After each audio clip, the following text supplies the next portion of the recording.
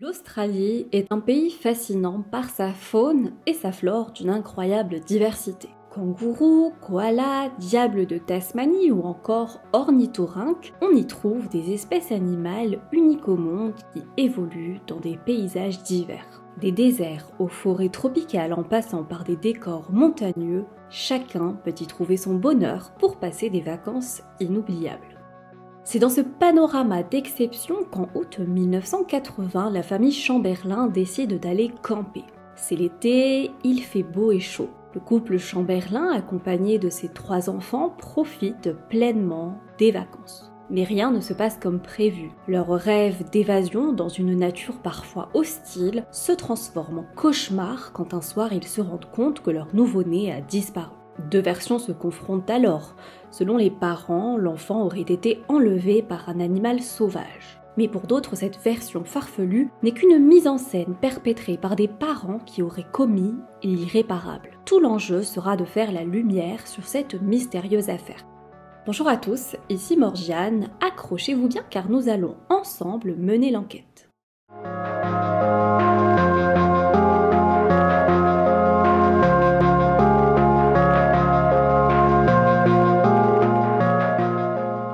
Vous l'aurez compris, aujourd'hui on s'envole direction l'Australie, plus précisément à Uluru, appelé aussi Ayers Rock, situé au centre du pays. Il s'agit d'un énorme rocher rouge de plus de 3 km de long. S'il est connu pour être un lieu incontournable pour quiconque souhaite découvrir l'Australie, c'est aussi et surtout un endroit sacré pour les peuples aborigènes.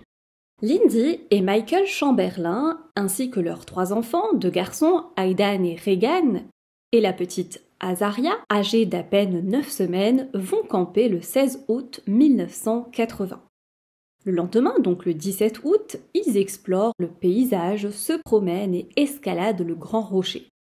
Le soir, Azaria dort déjà, ses parents l'ont installée confortablement dans la tente à côté de son grand frère, Aidan, avant d'aller rejoindre d'autres vacanciers autour du feu de camp pour un bon barbecue. L'ambiance est bonne, on discute, on rit et on se régale, quand soudain, vers 20h, le père s'interrompt. Il fait une drôle de tête et pour cause, il lui semble avoir entendu des cris de bébé au loin sans en être tout à fait sûr.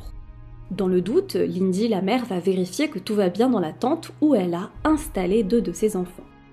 Elle s'approche de la tente et elle aperçoit une silhouette qui en sort. Et ce n'est pas une silhouette humaine, c'est plutôt ce qui lui semble être une silhouette animale.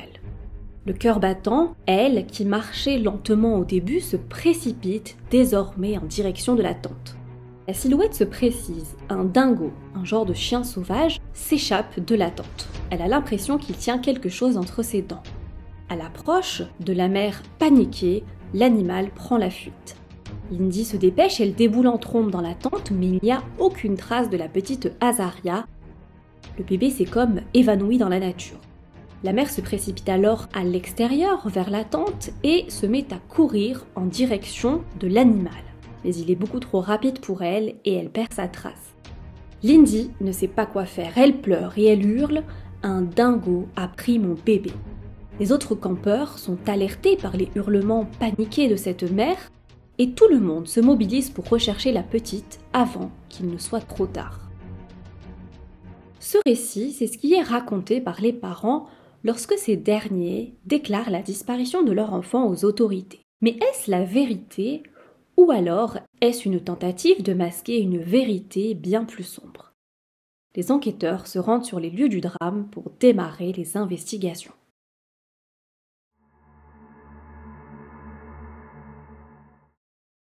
Comme dans tout cas d'enlèvement de mineurs, la priorité absolue est de le retrouver sain et sauf. Autour de la tente, il y a du sang et des traces de pattes animales. La présence de sang ne présage rien de bon. Des témoins présents le soir du drame confirment aussi avoir entendu des grognements suspects d'animaux au moment de la disparition de la petite. Les autorités et des pisteurs, environ 300 personnes au total tout de même, sillonnent l'Uluru à la recherche du moindre indice pouvant indiquer où se trouve le bébé.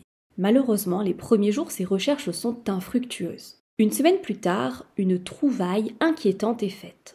On retrouve la grenouillère de la petite Azaria dans les fourrés, juste à côté d'une tanière de dingos. Le vêtement est recouvert de sang, mais on ne trouve aucun corps ou partie de corps humain. Alors, se pourrait-il vraiment qu'un dingo ait pu enlever et dévorer l'enfant?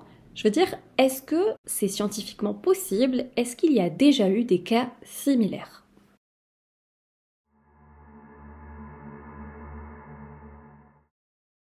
Si on s'en tient à la théorie pure, le dingo est un chien sauvage d'Australie qui vit en milieu aride et qui s'attaque essentiellement aux troupeaux de mammifères, aux oiseaux et aux reptiles.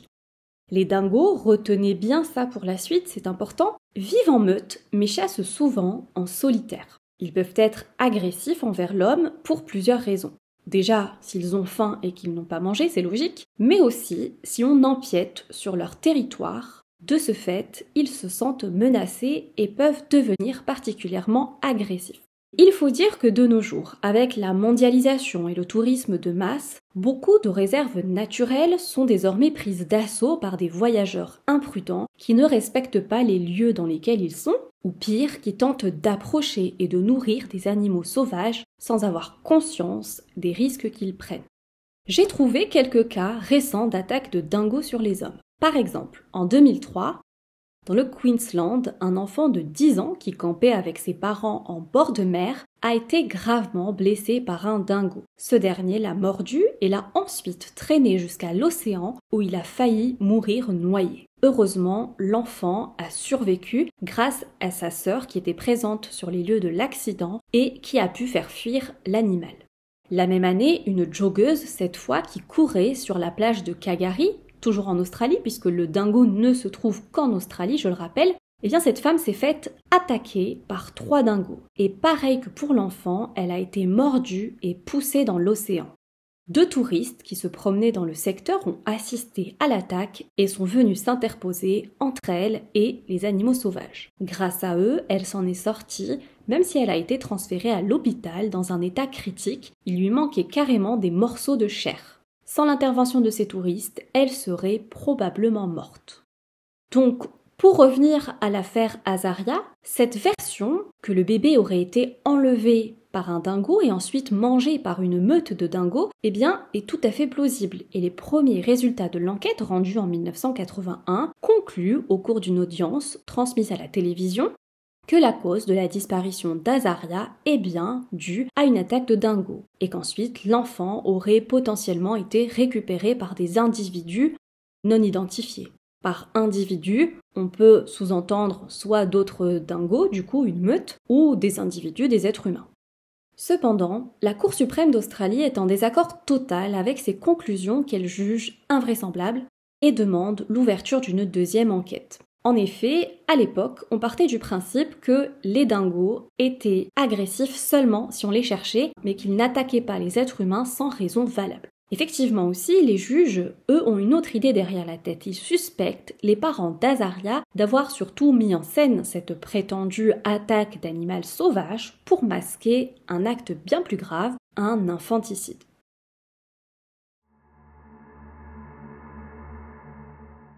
Let me ask you face to face what every Australian would ask you. Did you kill Azaria? No way. I love that little girl. Au cours de la deuxième enquête, les enquêteurs découvrent des preuves qui les mènent à accuser Lindy et Michael du meurtre de leur nouveau-né. Ils perquisitionnent le domicile du couple et fouillent la voiture familiale dans laquelle ils trouvent des traces de sang suspectes. Par ailleurs, ils réanalysent la grenouillère de l'enfant qui ne présente aucune trace de salive ni aucun poil de dingo. Alors, comment peut-on imaginer, ne serait-ce qu'un seul instant, qu'un animal aurait pu traîner un enfant sur des kilomètres sans y laisser la moindre trace? Lindy, elle, a une explication toute simple. L'enfant portait au-dessus de sa grenouillère un cardigan. Donc logiquement, si on doit retrouver des poils et de la salive, ce sera sur ce cardigan. Mais les autorités ne croient pas que ce cardigan existe. Ils pensent que la mère l'a inventé juste pour donner une explication plausible à l'absence de traces d'animal sur la grenouillère.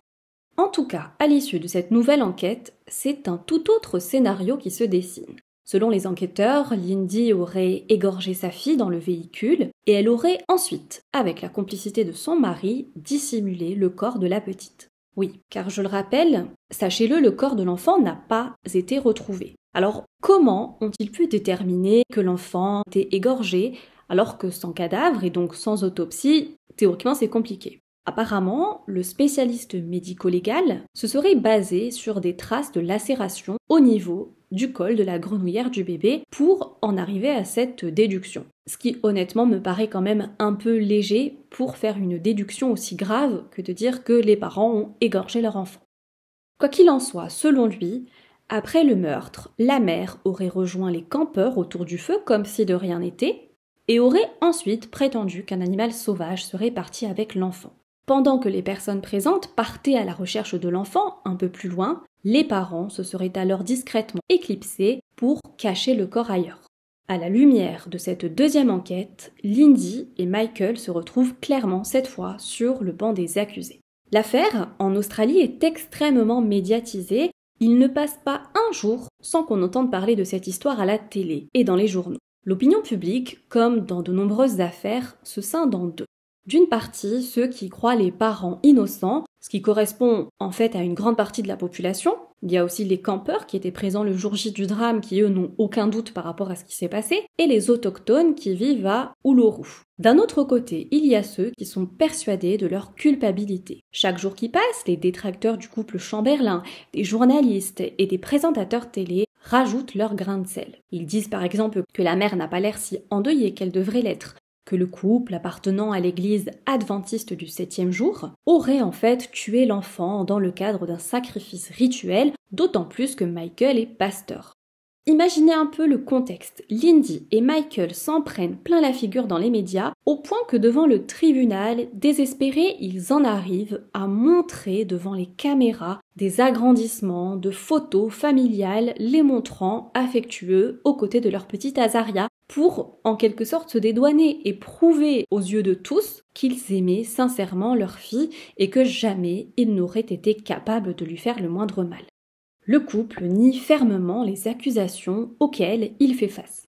Au cours de leur procès, qui se tient du 13 septembre au 29 octobre 1982, l'accusation présente des preuves peu convaincantes et empreintes de contradictions au point que pendant les délibérations du jury, on a le procureur, c'est-à-dire celui qui accuse les parents, qui est persuadé d'avoir perdu son procès, eh bien il s'entretient avec les Chamberlain et les questionne sur ce qu'ils comptent demander comme dommages et intérêts. En effet, l'enquête a été bâclée, les témoins n'ont pas été auditionnés pour cette deuxième enquête, et le prétendu sang retrouvé dans la voiture du couple a été analysé, et il s'avère qu'en fait ce n'est pas du tout du sang, mais un produit d'entretien. Tous les ingrédients sont réunis pour un procès perdu d'avance pour le procureur et un verdict de non-culpabilité en faveur du couple Chamberlain.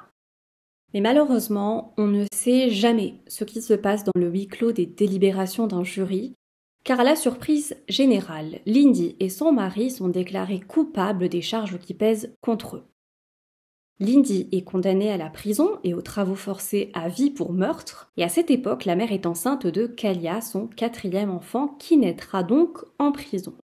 Michael, lui, est condamné à 18 mois de prison avec sursis pour complicité de meurtre. Le juge explique sa clémence envers le mari en affirmant ne pas vouloir l'incarcérer lui aussi, car il faut bien que quelqu'un s'occupe de leurs 2 autres enfants. L'affaire aurait pu se clore ainsi. Un bébé disparu est certainement décédé, une mère enceinte clame son innocence depuis sa cellule de prison, et un père anéanti qui élève seul, du mieux qu'il le peut, les 2 enfants qui lui restent, et des demandes d'appel sans cesse rejetées. Mais ce n'est pas pour rien qu'il existe un proverbe qui dit « Quand le mensonge prend l'ascenseur, la vérité prend l'escalier ». Et la vérité dans notre affaire éclate 4 ans plus tard, en 1986, entre guillemets, grâce à la mort tragique d'un touriste anglais du nom de David Brett. Celui-ci fait une chute mortelle en escaladant l'Uluru. Les secours, partis à sa recherche, découvrent de façon totalement fortuite le cardigan blanc d'Azaria ensanglanté, enterré à moitié dans une tanière de dingo. Vous vous rappelez ce fameux cardigan dont je vous ai parlé, qu'elle portait au-dessus de sa grenouillère le soir du drame et dont les autorités ont nié l'existence en disant que la mère était une menteuse. Eh bien en fait, ce cardigan existe bien. La mère n'a pas menti. Face à cet indice irréfutable de l'implication d'un dingo, Lindy est immédiatement libérée de prison. Le couple Chamberlain est gracié dans un premier temps sans pour autant être innocenté, et leur innocence ne sera définitivement prononcée que 2 ans plus tard. En 1992, désormais divorcé, le couple reçoit $1 million de dommages et intérêts. En 1995, une 3e enquête est ouverte. Cette dernière conclut que la cause du décès est inconnue. Et enfin, en 2012, une nouvelle et je vous rassure, dernière enquête voit le jour suite à des faits divers récents d'attaques mortelles de dingos à l'encontre de plusieurs enfants. Cette enquête conclut qu'Azalia a bel et bien été enlevée puis tuée en 1980 par un dingo. Ça y est, l'affaire est close. À l'issue de ces conclusions, Michael déclarera: cette bataille pour arriver à la vérité juridique sur ce qui a causé la mort d'Azaria a pris trop de temps. Cependant, je suis ici pour vous dire que vous pouvez obtenir justice même lorsque vous pensez que tout est perdu. Et laissons le mot de la fin pour Lindy qui, elle, dira: l'Australie ne sera plus en mesure de dire que les dingos ne sont pas dangereux et qu'ils n'attaquent que s'ils sont provoqués. Nous vivons dans un beau pays, mais c'est dangereux. Le mystère entourant la disparition de la petite Azaria est resté longtemps gravé dans la mémoire du peuple australien, rappelant que la nature, aussi belle soit-elle, peut aussi être dangereuse et hostile. Cette histoire a inspiré le monde du 7e art puisqu'un film, intitulé Un cri dans la nuit, mettant en scène la très talentueuse Meryl Streep, a vu le jour quelques années après le drame en 1988. Le film a d'ailleurs été vu et approuvé par Lindy elle-même qui dit avoir aimé l'adaptation. Et elle a même rencontré Meryl Streep au moment où cette dernière se préparait à jouer son rôle. Je ne sais pas ce que vous en penserez, mais l'affaire de la petite Azaria m'a vaguement fait penser à un aspect de l'enquête sur la mort du petit Émile dont on a beaucoup entendu parler ces derniers temps. Rappelez-vous, à un moment, il a été évoqué au cours de l'enquête que l'enfant aurait pu être la cible d'un aigle royal. Cette théorie a par la suite été écartée par les spécialistes, mais elle prouve bien que les enquêteurs savent qu'un être sans défense, assez léger, un bébé ou un jeune enfant, peut non seulement être la cible d'individus malveillants, ça on le sait déjà, mais aussi être la cible d'animaux sauvages dans certaines circonstances. Alors moi je m'interroge aussi par rapport au fait qu'Azaria, qui n'avait que 2 mois de vie, ait été laissée seule avec son frère, qui lui aussi était juste un enfant, endormi dans une tente en pleine nature. Alors je ne vais pas blâmer les parents, ça n'a pas d'intérêt de toute façon, et je pense qu'ils ont déjà largement souffert de la situation, mais cela nous rappelle à tous de rester toujours prudents, même en vacances où le contexte se prête bien à lâcher prise et à faire peut-être preuve d'un peu moins de vigilance. N'oublions pas que le danger, lui, ne prend pas de congé. Voilà, c'en est fini pour l'histoire du jour, j'espère que vous avez apprécié l'écouter. Je vous invite à me laisser un pouce en l'air, à vous abonner si ce n'est pas déjà fait, et dites-moi si, dès le début, vous avez cru à cette version du dingo qui a attaqué l'enfant, ou si, à l'image des autorités, cette version vous a paru inventée de toutes pièces. Je vous mets le lien aussi vers une affaire similaire de parents accusés à tort de la mort de leur enfant, l'affaire Patricia Stallings, si vous ne l'avez pas déjà vue, et que ça vous intéresse de jeter un petit coup d'œil à cette histoire. Nous, on se retrouve samedi prochain 17h pour une nouvelle vidéo, et quoi qu'il arrive, restez toujours sur vos gardes. À bientôt!